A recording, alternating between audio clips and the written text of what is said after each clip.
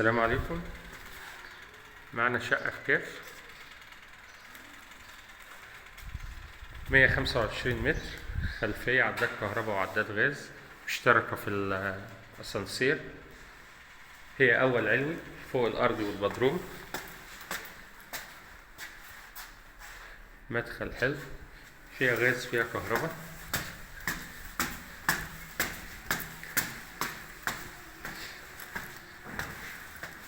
أول ما بندخل الشقة هي على يمين السلم، عداد الكهرباء بتاعها قديم والغاز داخلها.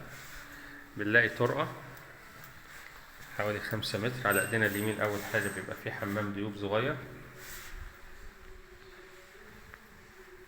والحمام الشباك اللي قصادنا الناحية التانية ده الحمام الرئيسي. أول ما بندخل بنلاقي ريسبشن كبير،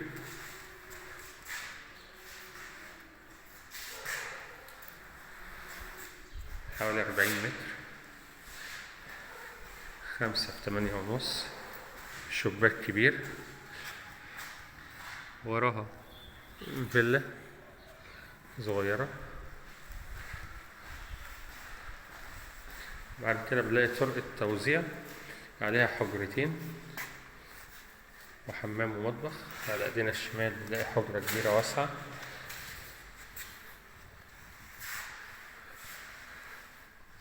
ملحق فيها بلكونة.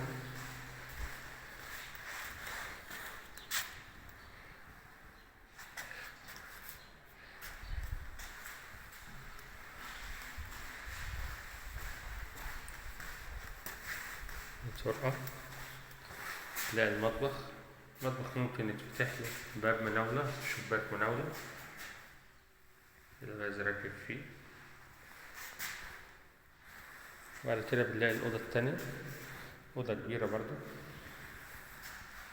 الشقة محتاجة شوية دهانات. الأوضة ديت فيها جيب بلكونة كبير، ممكن يبقى دريسنج برضو باصص على الخلفي.